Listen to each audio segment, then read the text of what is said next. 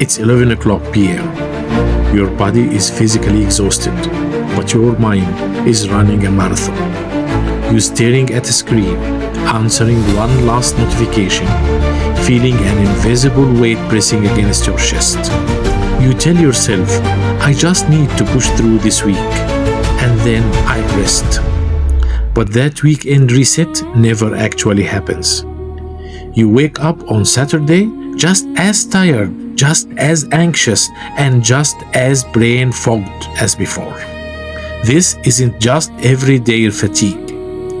This is modern burnout, a silent crisis where your body's survival system is held hostage by your everyday routine. But what if the way we think about stress is completely wrong? To your brain, there is no structural difference between being chased by a predator 50,000 years ago and receiving an urgent message from your boss at night. Both trigger the exact same cascade. Adrenaline surges, your heart rate spikes, and cortisol floods your bloodstream.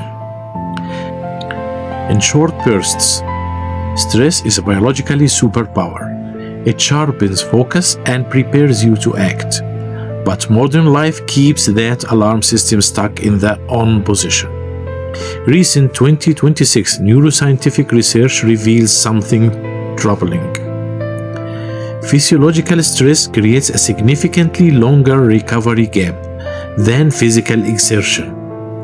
When you exercise, your heart rate and cortisol level drop quickly after you stop.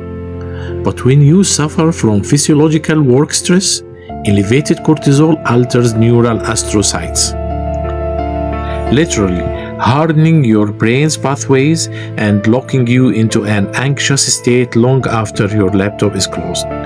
You are not broken. Your biology is simply executing an ancient survival program in a world that never stopped pinging. So, how do we break the cycle? It starts with two fundamental mindset shifts. First, reframe stress from a threat to a resource. When you feel your heart racing before a deadline or presentation, stop telling yourself, I am panicking. Tell yourself, my body is mobilizing energy to help me perform. Studies showed that simply changing how you label stress alters how your blood vessels react, shifting your body from a harmful threat response to a healthy readiness response. The second, distinguish between passive escapism and active recovery. Collapsing on the couch to doom scroll social media for 2 hours is not rest. It's passive stimulation that keeps your nervous system mildly activated. True recovery requires giving your nervous system explicit signals of physical safety.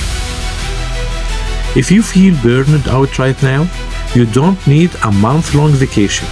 You need to hit the emergency reset button. Here is a science-backed 3-day stress reset challenge. You can start tomorrow. Day 1, digital sunrise and environmental boundary.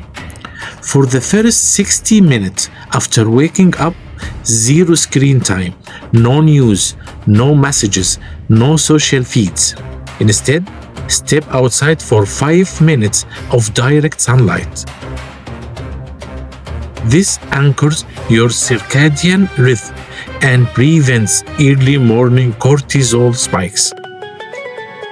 Day 2, the Physiological Sigh Protocol.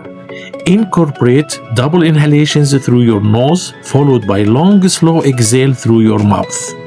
Doing this just 3 times immediately engages your vagus nerve and lowers your heart rate in real time.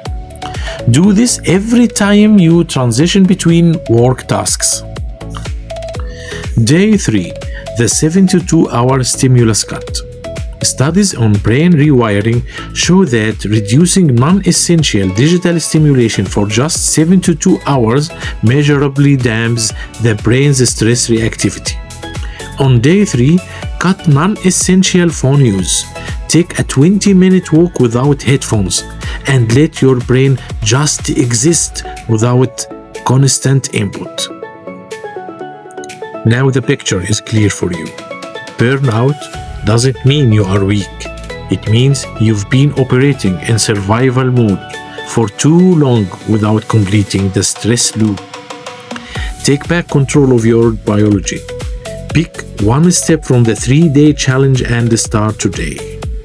Which day of the challenge sounds the hardest for you to complete? Drop your thoughts in the comments below. Let me discuss it with you.